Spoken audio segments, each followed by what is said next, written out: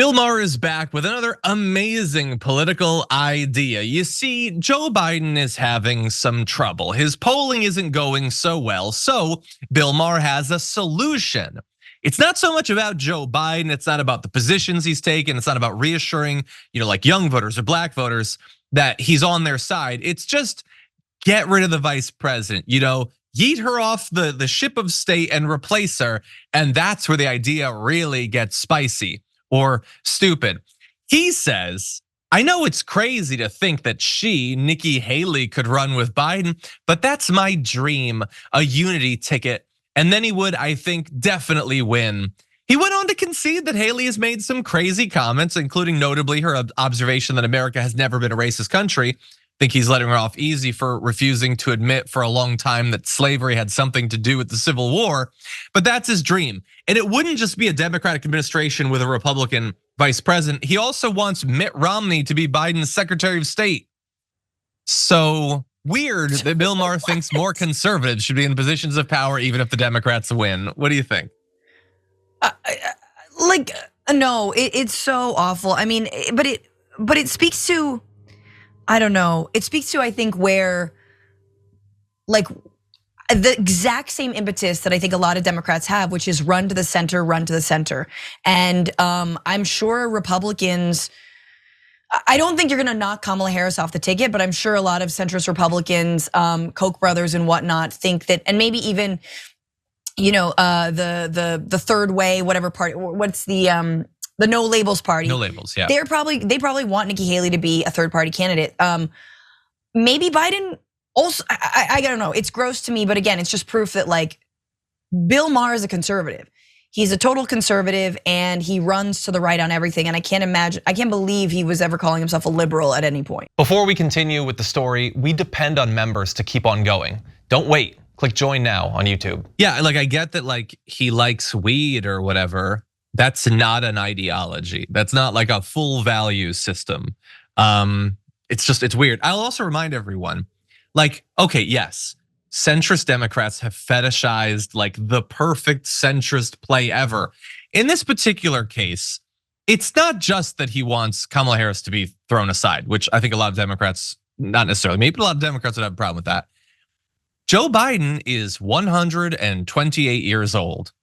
And he wants a Republican to be next in line for the presidency. Amazing. There is I'm not saying it's a likely chance that Joe Biden does not survive his next term if he gets reelected.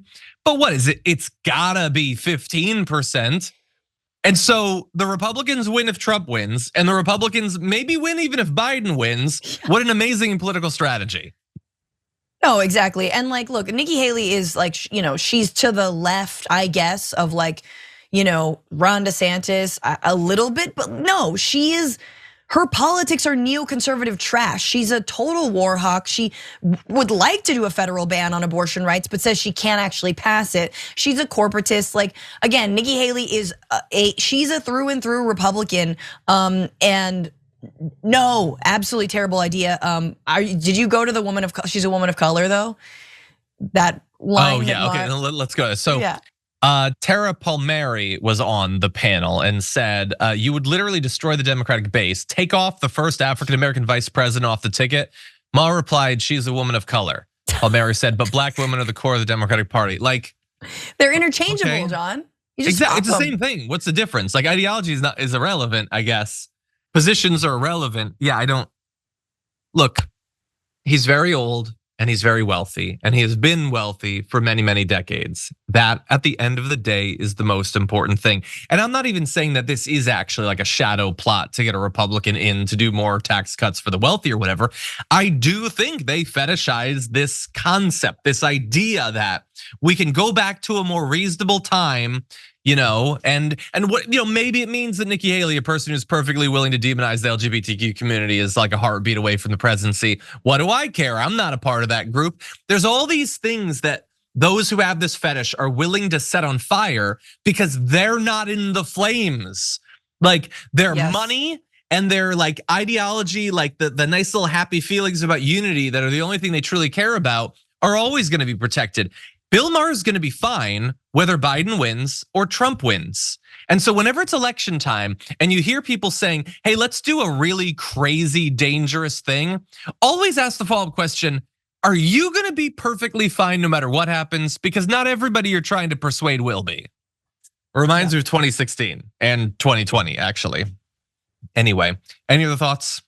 No, well, I agree with you, and I also feel like it's also proof, and I don't want to give him too much credit, but it's also proof that Joe Biden's, trying to raise the tax rate on billionaires in this country to you like, what is it? What do you say, 25%? Which again is like a 21. week of 21%, which is like a week of earnings, on like all their dividends. Like they'll be fine. Like that, even that feels like a threat to the status quo and to money. So Biden, as much as I disagree with him on so many policy issues, on labor stuff, on moving the dial a little bit more in favor to working people, he is running to the left of where centrists and corporatists would like him to be. And that is the Biden that we need to see more of in the coming months and years.